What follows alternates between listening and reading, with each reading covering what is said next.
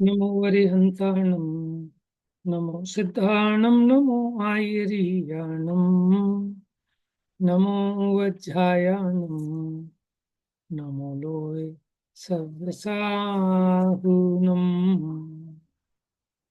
इन्दसदवन्द्याणं तिरुवणैर्मधुरविसदवकाणम् अन्तातीतगुणाणं नमो जिणाणं जिदभवाणम्।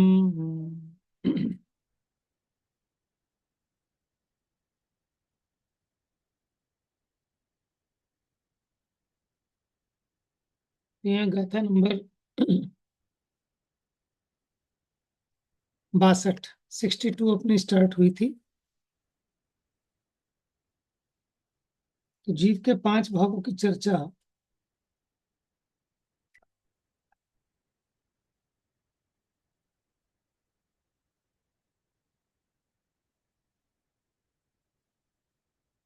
Sixty three.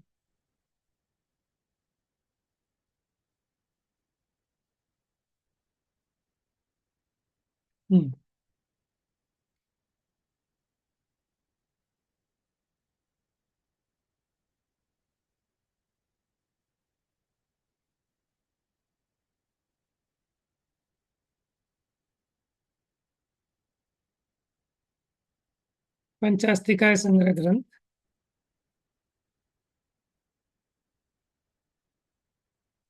गाथा number 63।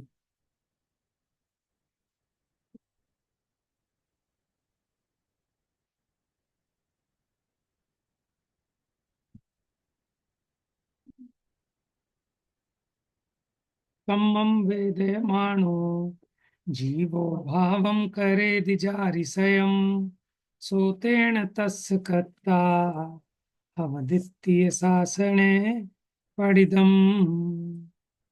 कर्म भोगता हुआ जीव जैसे भावों को करता है, उनका करता इस प्रकार से जिन शासन यह कहता है। कर्मों को वेदता हुआ जीव जैसे भाव को करता है, उस भाव का उस प्रकार से वह करता है, ऐसा शासन में कहा है। शासन माने उपदेश में कहा है।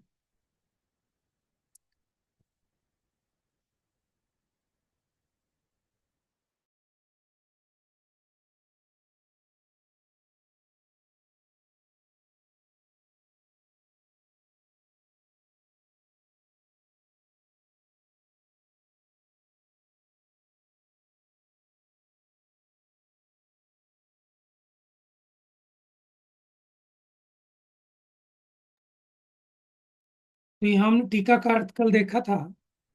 ये जीव के उदय आदि भावों के कर्तृत्व का कथन है। जीव द्वारा द्रव्य कर्म व्यवहार ऐसे अनुभव में आता है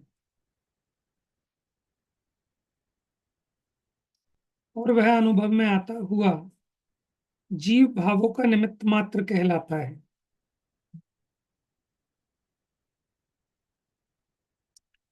देखिए, जीव द्रव्य कर्म का अनुभव करता है, ये व्यवहार न्याय का कथन है। और वह द्रव्य कर्म अनुभव में आता हुआ जीव भावों का निमित्त मात्र कहलाता है।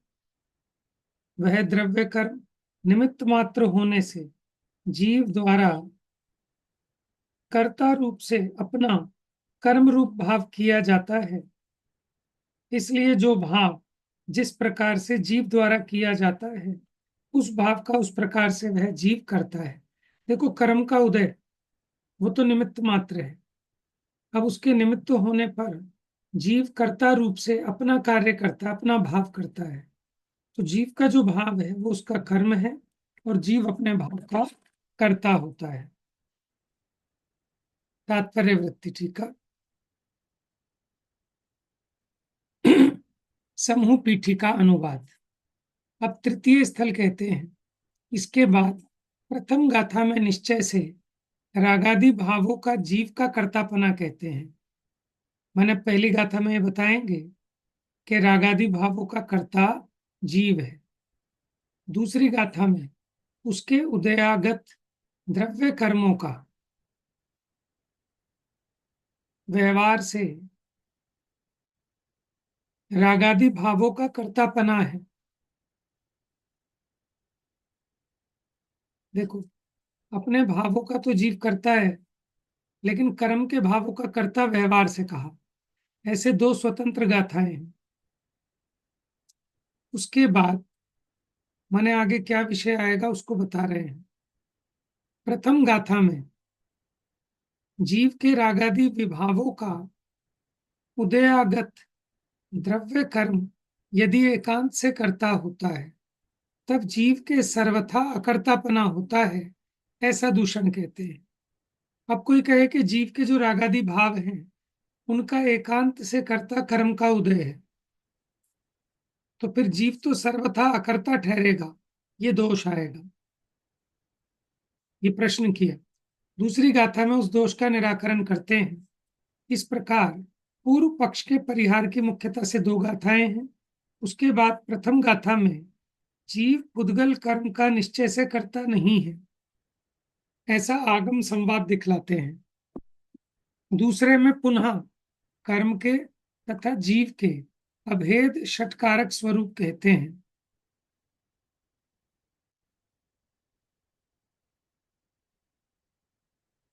ऐसी दो स्वतंत्र गाथाएं इस प्रकार तीसरे अंतर स्थल में कर्तृत्व की मुख्यता से 6 गाथाएं हैं। अब वो इस प्रकार है। उत्थानिका। औदैहिक आदि भावों को जीव किस रूप से करता है, ऐसा पूछने पर उत्तर देते हैं।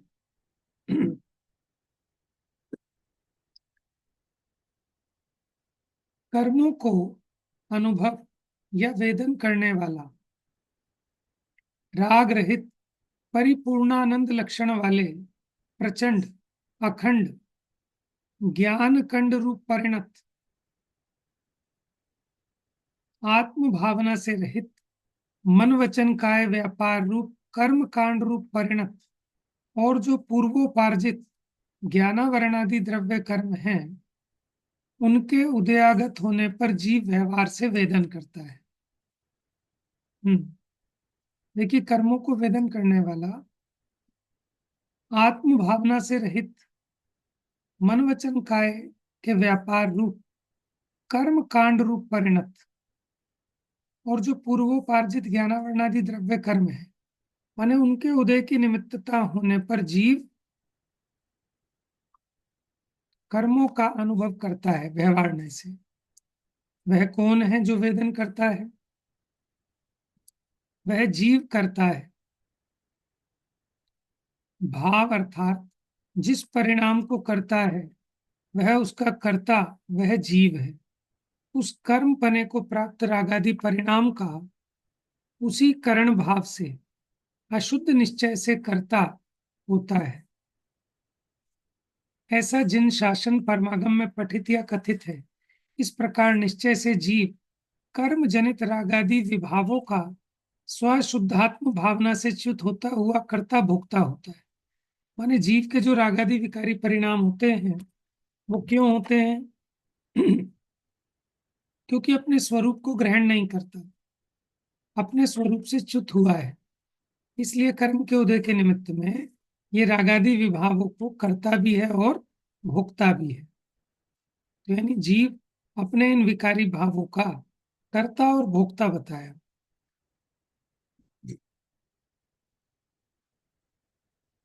तो ये निश्चय ने ऐसे कहा है। लेकिन कौन सा निश्चयन है? अशुद्ध निश्चयन है। द्रव्य कर्मों का निमित्त मात्र रूप से औदैहिक आदि भावों का कर्तापन। देखो, जीव अपने औदैहिक भाव का कर्ता जीव है, लेकिन कर्मों का माने कर्मों ने जीव के भावों को किया, ये कथन व्यवहार न्याय का है। देखिए गाथा नंबर 64। कम्मेण विना उदयम जीवस्य न विद्यते उपशमम् उपशमं वा खय्यं खौवसमियम् तमहा भावं तु कम कदम। कर्म निमित्त बिना नहीं होते उपशम उदय क्षय उपशम भाव, उसी तरह छाइक भी जानो अतः कर्म कृत कहा बना। तो कर्म के निमित्त के बिना नहीं होते ये उपशम उदय क्षय उपशमिक आदि भाव, इसलिए इन भावों को कर्मकृत कहा। तो ये व्यवहार ने ऐसे कहा है। कर्मकृत कहना माने कर्म करता है जीव के विकारी भावों के, ये व्यवहार न्याय का कथन। अन्वयार्थ पढ़िए भाभी जी। भैया थोड़ा ही पढ़ पाऊंगी, मेरा ना गले में थोड़ी प्रॉब्लम चल रही कोई है। बात नहीं। कर्मणा बिना, कर्म बिना जीवस्य जीव को उदयः उदय, उपशमः उपशम, शायिकः शायिक, वा अथवा शायोपशमिकः शायोपशमिक न विद्यते नहीं होता। तस्मात् तु इसलिए भावः भाव चतुर्विध जीव भाव कर्मकृतः कर्मकृत है। स्क्रॉल कर देना भैया।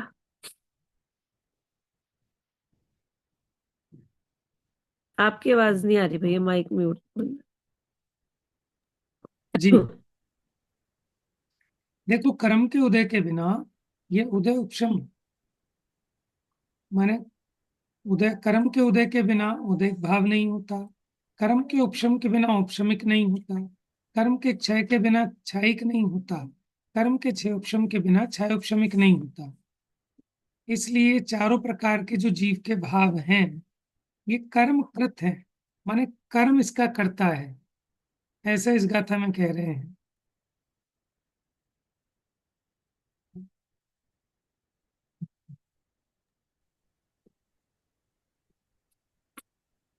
टीकार्थ, हम्म। यहाँ निमित्त मात्र रूप से द्रव्य कर्मों का औदायिक आदि भावों के प्रति कर्तापना कहा है। वास्तव में कर्म के बिना जीव को उदय उपशम क्षय तथा क्षयोपशम भी नहीं होते। इसलिए शायिक शायोपशमिक औदैक या औपशमिक भाव कर्मकृत मानना चाहिए। पारिणामिक भाव तो अनादि अनंत निरुपाधि स्वाभाविक ही है। शायिक भाव यद्यपि स्वभाव की व्यक्ति रूप यानी प्रगटता रूप होने से अनंत यानी अंत रहित है, तथापि कर्मशय द्वारा उत्पन्न होने के कारण साधी है, इसलिए कर्मकृत ही कहा गया है। औपशमिक भाव कर्म के उपशम से उत्पन्न होने के कारण तथा अनुपशम से नष्ट होने के कारण कर्मकृत ही है। हाँ जी, अथवा देखिए जो चार भाव हैं इनको इनका कर्ता कर्म को कह रहे हैं, लेकिन व्यवहार नहीं से। अब क्षयिक भाव को कर्मकृत उपचार से कहा, क्योंकि वो क्षयिक भाव भी कर्म के क्षय की अपेक्षा रखता है। कर्म के क्षय के द्वारा उत्पन्न होने के कारण वो क्षयिक भाव भी सादी है, माने उसका प्रारंभ है। औपशमिक भाव कर्म के उपशम से उत्पन्न होने के कारण, और अगर उसका उपशम ना रहे तो औपशमिक भाव भी नष्ट हो जाता है, इसलिए कर्मकृत है। हाँ जी, पढ़िए। अथवा उदय उपशम क्षय और क्षयोपशम स्वरूप चार द्रव्य कर्म की ही अवस्थाएं हैं। परिणाम लक्षण एक अवस्था वाले जीव की नहीं है। इसलिए उदय आदि द्वारा उत्पन्न होने वाले आत्मा के भावों को निमित्त मात्र भूत ऐसी उस प्रकार की अवस्थाओं रूप स्वयं परिणमित होने के कारण द्रव्य कर्म भी व्यवहार नय से आत्मा के भावों के कर्तृत्व को प्राप्त होता है। हाँ जी, देखिए दोनों में एक साथ परिणमन होता है। कर्म में हुआ उदय या जीव में हुआ उदयिक भाव। निश्चय से जीव अपने भाव का करता है, कर्म अपने भाव का करता है। लेकिन कर्म के उदय के निमित्त के बिना जीव में उदयिक भाव नहीं होता। इसलिए जीव में होने वाले उदयिक भाव को ये इस कर्मकृत कहा जाता है व्यवहार से।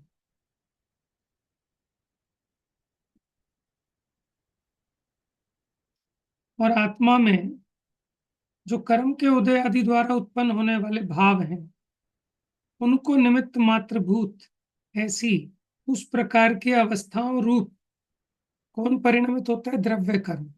इसलिए द्रव्य कर्म को भी व्यवहार से आत्मा के भावों के कर्तृत्वपना प्राप्त होता है। देखो, मेरे भावों का कर्ता कर्म को कहना, ये व्यवहार न्याय का कथन है।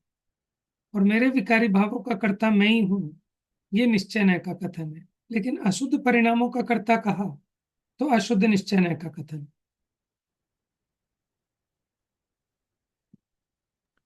तात्पर्य वृत्ति टीका।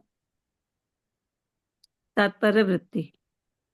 कर्मेण विना, कर्म के बिना शुद्ध ज्ञान दर्शन लक्षण से भाव कर्म, द्रव्य कर्म तथा नो कर्म से भिन्न परमात्मा के विपरीत जो उदयागत द्रव्य कर्म है, उसके बिना उदयम जीवस्य न विद्यते, रागादि परिणाम रूप औदैक भाव जीव के विद्यमान नहीं होता। हाँ जी, न केवल औदैक भाव, देखिए कर्म के बिना शुद्ध ज्ञान दर्शन लक्षण से भाव कर्म, द्रव्य कर्म तथा नो कर्म से भिन्न परमात्मा के विपरीत जो उदयागत द्रव्य कर्म है, उसके बिना रागादि परिणाम रूप औदैक भाव नहीं होते। न केवल औदैक भाव अपितु उसी द्रव्य कर्म के उपशम के बिना औपशमिक भाव नहीं होता। क्षयिक भाव, क्षयोपशमिक भाव भी उस द्रव्य कर्म के क्षय उपशम के बिना नहीं होते हैं। इसलिए वे भाव कर्मकृत हैं, क्योंकि शुद्ध पारिणामिक भाव को छोड़कर ये पूर्वोक्त औदैक, औपशमिक, क्षयिक, क्षयोपशमिक चारों भाव द्रव्य कर्म के बिना नहीं होते। उससे ऐसा ज्ञात होता है कि जीव के औदैक आदि चार भाव अनुपचरित असद्भुत व्यवहार से द्रव्य कर्म कृत है। देखो, व्यवहार ने कहा था ना कि जीव के भाव व्यवहार से कर्म कृत है, कर्म उनका करता है। तो व्यवहार ने क्यों है? क्योंकि किसी द्रव्य के भाव का कर्ता किसी अन्य द्रव्य के भाव को कह रहे हैं। और कौन सा है? असद्भुत। जब दो भिन्न द्रव्यों में संबंध जोड़ते हैं तो वो असद्भुत होता है। लेकिन कर्मों के साथ मेरा एक क्षेत्रावगाही संबंध है, इसलिए अनुपचरित असद्भुत व्यवहार से हो। हाँ जी, पढ़िए आगे।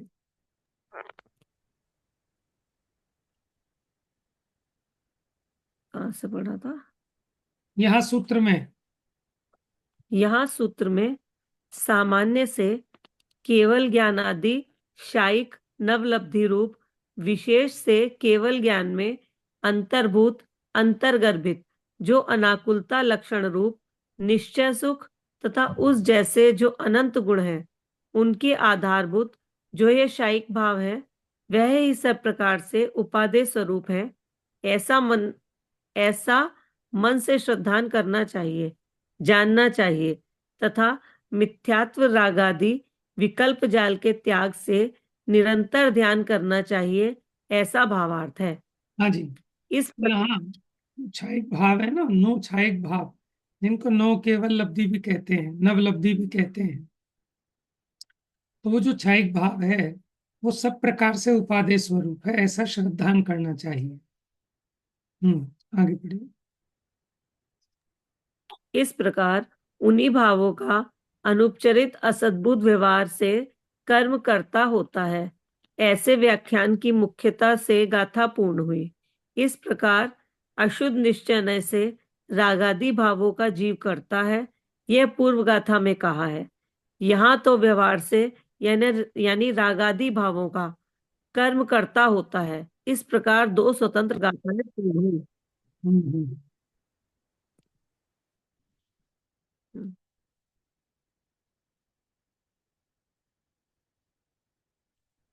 भैया ने म्यूट करके बोल रहे हैं।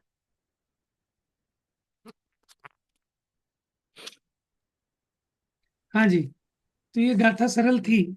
ये दो गाथाएं हुई। पहली गाथा में तो जीव किसका करता है? अपने रागादि विकारी भावों का करता जीव है। दूसरी गाथा में कहा कि अनुच्चरित असद्भुत व्यवहार से जीव के विकारी भावों का कर्ता कर्म को कहा। न केवल विकारी भावों का, औपशमिक, छायोपशमिक और छायिक भाव का भी कर्ता कर्म को कहा, क्योंकि कर्म के उदय उपशम छह छह उपशम के बिना जीव में इस प्रकार का एक भाव नहीं होता। तो अभी हो गई गाथा 64। इस प्रकार अब यहाँ ना गाथा, हम जो गाथा नंबर बता रहे हैं वो जयसेनाचार्य के हिसाब से बता रहे हैं। अब जीव भाव का कर्म के कर्तापना होने में पूर्व पक्ष कहते हैं। अब देखो, जीव के भाव का कर्ता कर्म को मानोगे तो उसमें अपना पूर्व पक्ष कहते हैं, क्या आपत्ति आती है? भावो जदि कम कदो अत्ता कम्मस हो दिक्कत्ता ना कुण दि अत्त किंच भी मुक्ता अन्नम सगम भावम।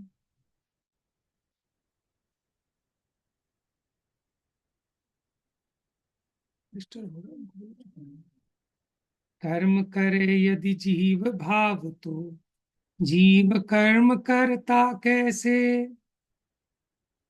निज भावों को छोड़ जीव पर भावों को नहीं कभी करे। यानी कर्म अगर जीव के भावों को करे तो जीव कर्म करता कैसे? तो फिर जीव भावो यदि कम कदो अत्ता, यानी अगर जीव के भाव कर्म कृत हो तो अत्ता कम्मस होदी किद कत्ता, तो आत्मा फिर कर्मों का कर्ता होना चाहिए था। तो वो आत्मा कर्मों का कर्ता कैसे हो? ना कुणदी अत्ता, आत्मा तो नहीं करता। किंच भी, किंचित भी,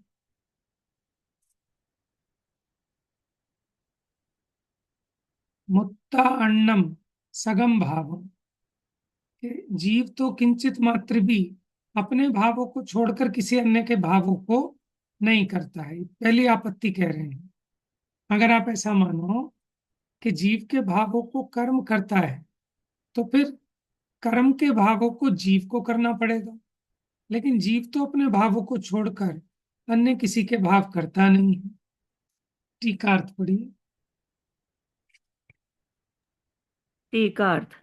कर्म को जीव भाव का कर्तृत्व होने के संबंध में यह पूर्व पक्ष है। यदि औदैक आदि रूप जीव का भाव कर्म द्वारा किया जाता हो तो जीव उसका यानी औदैक आदि रूप जीव भाव का कर्ता नहीं है, ऐसा सिद्ध होता है। और जीव का अकर्तृत्व तो ईच यानी मान्य नहीं है। इसलिए शेष यह रहा कि जीव द्रव्य कर्म का कर्ता होना चाहिए। लेकिन वह कैसे हो सकता है, क्योंकि निश्चय से आत्मा अपने भाव को छोड़कर अन्य कुछ भी नहीं करता। हाँ जी, इस प्रकार पूर्व पक्ष उपस्थित किया गया। तो पिछली गाथा आई थी जिसमें कहा था जीव के भाव को कर्म करता है व्यवहार से, उसमें आपत्ति दिखा रहे हैं। पूर्व पक्ष खड़ा किया कि चलो जीव के भाव को तो कर्म ने कर दिया, अब आत्मा सर्वथा करता तो नहीं हो सकता, ये तो कुछ करेगा। तो अगर कोई कहे कर्मों को कर लेगा तो कहते हैं उसमें आपत्ति आती है, क्योंकि जीव अपने भावों को छोड़कर अन्य किसी भाव को नहीं कर सकता। अब ये पूर्व पक्ष उपस्थित किया है अभी इस गाथा में। हाँ जी, तात्पर्य वृत्ति। तात्पर्य वृत्ति।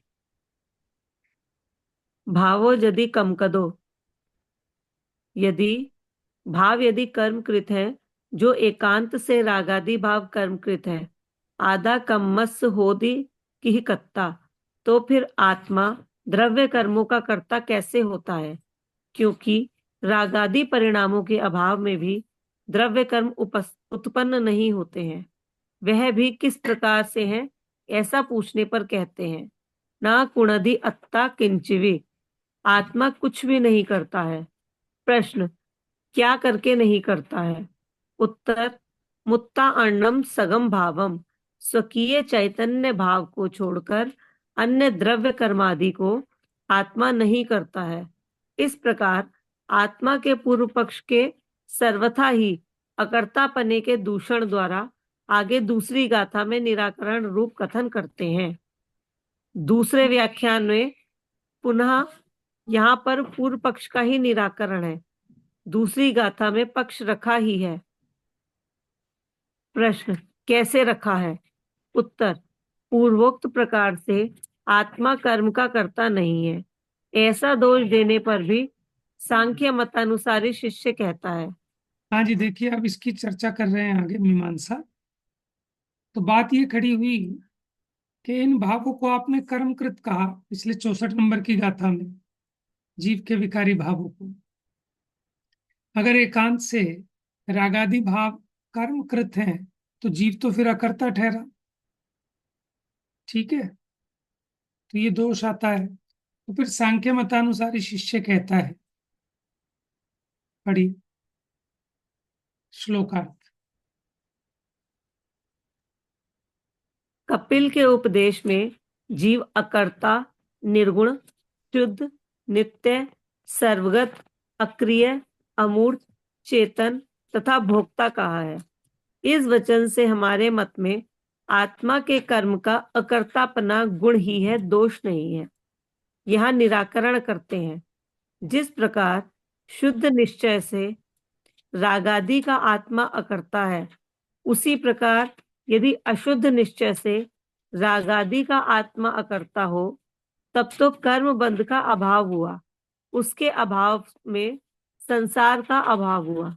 संसार के अभाव में हमेशा ही मुक्त होने का प्रसंग प्राप्त होता है, और वह प्रत्यक्ष विरुद्ध है, ऐसा आशय है।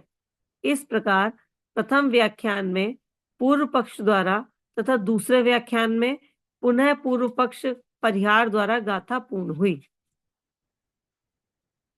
सारांश, यहाँ कहते हैं सारांश छोड़ कि दो, यदि जीव के सारांश रहने दो। छोड़ हाँ देखिए, अब जो अन्य मत वाला है वो ये कहता है कि कपिल के उपदेश में तो, ये सांख्य मती है ना, तो ये कहता है कपिल के उपदेश में तो अकर्तापना जीव का गुण बताया है। हमने कहा था ये आपत्ति आएगी, जीव सर्वथा अकर्ता ठहरेगा।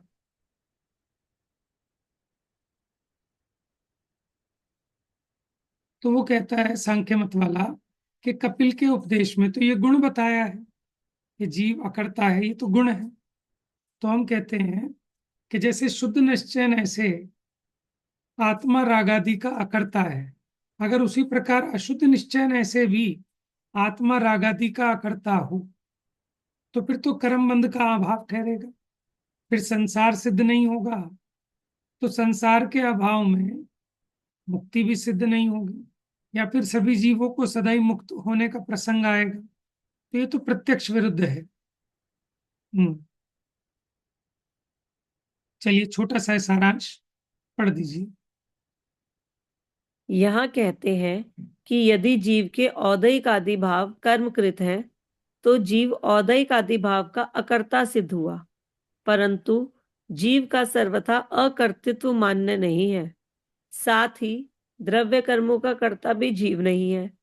अतः निश्चय से आत्मा आत्मभाव को करता है, अन्य पदार्थ के भाव को नहीं करता है। हाँ जी, अभी तो पूर्व पक्ष खड़ा किया था 65 नंबर की गाथा में कि आपत्ति आएगी आत्मा सर्वथा अकर्ता ठहरेगा, जबकि जिनमत में कथनचित अकर्ता कहा है, सर्वथा अकर्ता नहीं कहा।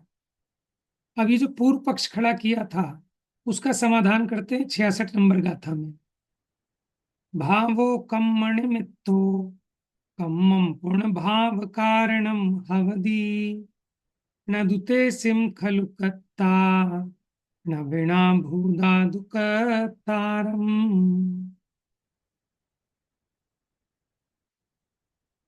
कर्म निमित्त है जीव भाव का, जीव भाव भी कर्मों का, कर्ता के बिन नहीं होते हैं, वास्तव में वे नहीं करता। देखो, जीव के भावों में कर्म का उदय निमित्त है और कर्म का जो बंध अधिक हुआ, जो कर्म का भाव हुआ, उसमें जीव का परिणाम निमित्त है। परंतु वास्तव में जीव और कर्म दोनों एक दूसरे के कर्ता नहीं है, दोनों एक दूसरे के निमित्त हैं। और ये जो दोनों के भाव हो रहे हैं, ये कर्ता के बिना होते हैं ऐसा भी नहीं है। तो माने पुद्गल अपने वो उदय आदि का करता है और जीव अपने विकारी भाव का करता है, और आपस में दोनों एक दूसरे के निमित्त हैं। जीव सर्वथा करता नहीं है, ठीक है ना, और पर द्रव्य का करता नहीं है, लेकिन अपने विकारी भाव का करता है। टीकार्थ। यह पूर्व सूत्र में 59वीं गाथा में कहे हुए पूर्व पक्ष के समाधान रूप सिद्धांत है। नहीं, जो व्यवहार से है ना, अपनी वो 65 नंबर की गाथा थी अभी पीछे, तात्पर्य वृत्ति के हिसाब से 65 नंबर की गाथा थी। अब वो पूर्व पक्ष का समाधान देते हैं 66 नंबर की गाथा में। पढ़ी। व्यवहार से निमित्त मात्र पने के कारण जीव भाव का कर्म करता है, कर्म का भी जीव भाव करता है। निश्चय से तो जीव भावों का न तो कर्म करता है और न कर्म का जीव भाव करता है। वे जीव भाव और द्रव्य कर्म कर्ता के बिना होते हैं ऐसा भी नहीं है, क्योंकि निश्चय से जीव परिणामों का जीव करता है और कर्म परिणामों का कर्म यानी पुद्गल करता है। हाँ जी, ठीक है, स्पष्ट है ना कर्ता कर्म के बारे में। अपनी ये चार गाथाएं हुई, 63, 64, 65, 66। ठीक है। तो 63वीं गाथा में कहा था कि जीव अपने विकारी भावों को करता है और कर्म का उदय उसमें निमित्त होता है। फिर अगली गाथा में कहा 64वीं में कि वो जो कर्म है, व्यवहार से जीव के भावों का कर्ता वो है। फिर 65वीं गाथा में पूर्व पक्ष खड़ा किया कि इसमें तो आपत्ति आती है, क्योंकि अगर जीव के भावों का कर्ता कर्म है तो फिर जीव तो सर्वथा अकर्ता हो गया।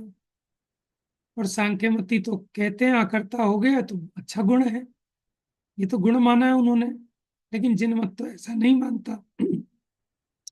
जिनमत कहता है कि अपने भावों का तो करता है, लेकिन पर द्रव्य का कर्ता आत्मा नहीं है। अब उसके समाधान रूप से 66वीं गाथा में समझा दिया कि ऐसा नहीं है कि जीव सर्वथा करता है। जीव के परिणामों का कर्ता कर्म को कहना ही निमित्त का कथन था, अशुद्ध मने व्यवहार से। और कर्म के परिणामों का कर्ता जीव व्यवहार से कहा जा सकता है, लेकिन अशुद्ध निश्चय से तो जीव अपने अशुद्ध भावों का करता है, ठीक है ना। और अगर जीव को अपने विकारी भाव का कर्ता अशुद्ध निश्चय से भी नहीं मानोगे तो फिर संसार का अभाव ठहरेगा। ये देखो।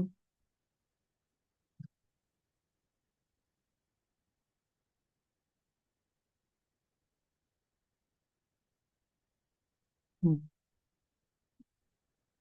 पीछे वाली गाथा की टीका में बता दिया था। तो यहाँ कह दिया कि जीव अपने भाव का करता है और कर्म अपने भाव का करता है।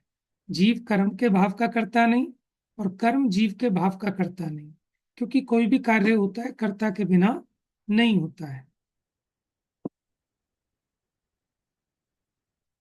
निश्चय से जीव परिणामों का जीव करता है और कर्म परिणामों का कर्म करता है। तात्पर्य वृत्ति उत्थानिका। ब्रैकेट वाला उत्थानिका। ब्रैकेट वाला पढ़ना, उत्थानिका से पढ़िए। ठीक। हाँ। अब पूर्व सूत्र में आत्मा के कर्म का अकर्तृत्व होने पर दोष रूप से पूर्व पक्ष दिखलाकर उसका निराकरण करते हैं। दूसरे व्याख्यान के पक्ष में सिद्ध हुआ पक्ष दिखलाते हैं। तात्पर्य वृत्ति। भाव निर्मल चैतन्य ज्योति स्वभाव रूप शुद्ध जीवास्तिकाय के विपरीत भाव मिथ्यात्व रागादि परिणाम है। प्रश्न, वह परिणाम कैसा है? उत्तर, कर्मोदय से रहित चैतन्य चमत्कार मात्र परमात्म भाव से विपरीत जो उदयागत कर्म है, उसके निमित्त से जिसके वह भाव होता है, वह कर्म निमित्त है। ज्ञानावरण आदि कर्म रहित शुद्धात्म तत्व से भिन्न जो भविष्यतकालीन द्रव्य कर्म है। प्रश्न, वह कैसा है? उत्तर, निर्विकार शुद्धात्मोपलब्धि भाव के विपरीत जो यह रागादि भाव है, वह जिसका कारण है, वह भाव निमित्त होता है, पुनः नहीं होता है। जीवगत वह रागादि भाव कर्म तथा जीव कर्म का नहीं होता है। द्रव्य कर्म का। प्रश्न, द्रव्य कर्म का नहीं होता है। हम्म, प्रश्न, क्या नहीं होता है? उत्तर, परस्पर उपादान कर्तृत्व नहीं होता है। स्पष्टतः वे यानी कर्ता के बिना नहीं होते हैं। भैया स्लाइड ऊंची करना हाँ जी। ऊपर। देखिए एक बार थोड़ा सा भाषा को थोड़ा सा ना घुमा के प्रस्तुत किया है इसमें। जैसे हमने कहा विकार को करता है, तो विकार को करता है तो उसको बता रहे हैं अपने निर्मल चैतन्य ज्योति स्वभाव रूप शुद्ध जीवास्तिकाय के विपरीत भाव जो मिथ्यात्व रागादि परिणाम है। फिर वो मिथ्यात्व परिणाम कैसा है, फिर उसको बता रहे हैं। पहले स्वभाव परिणाम को बताएंगे, फिर उससे विपरीत जो उदयागत कर्म है, उस कर्म के निमित्त से, ठीक है ना, जिसके वह भाव होता है, जीव के होता है, तो वो भाव क्या कहलाएगा? कर्म निमित्तक। ज्ञानावरणादि कर्म रहित शुद्धात्म तत्व से भिन्न। अब शुद्धात्म तत्व कैसा है कि ज्ञानावरणादि कर्मों से रहित है, ऐसा शुद्धात्म तत्व उससे भिन्न। ठीक है ना, माने एक आत्मा के सच्चे स्वरूप को भी बताया बीच में। ज्ञानावरणादि द्रव्य कर्म से रहित जो शुद्धात्म तत्व है, उस शुद्धात्म तत्व से न्यारे भिन्न जो भविष्यकालीन द्रव्य कर्म है, वह कैसा है? माने वो जो द्रव्य कर्म है वो कैसा है? निर्विकार शुद्धात्मोपलब्धि भाव के विपरीत जो ये रागादि भाव है, वह जिसका कारण है, वह भाव निमित्त होता है। माने उस द्रव्य कर्म में जीव का रागादि भाव निमित्त होता है, और जीव के रागादि भाव में द्रव्य कर्म का उदय निमित्त होता है।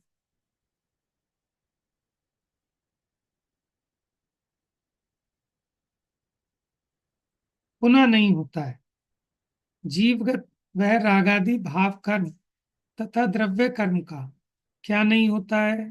परस्पर उपादान कर्तृत्व।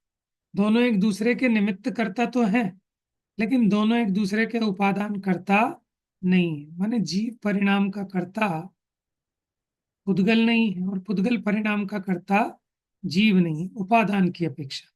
लेकिन अगर निमित्त की अपेक्षा देखें तो जीव के विकारी भाव का कर्ता कर्म का उदय है, और नवीन द्रव्य कर्म का बंध का कर्ता जीव का परिणाम, निमित्त की अपेक्षा। लेकिन उपादान से कर्तापना नहीं है एक दूसरे में।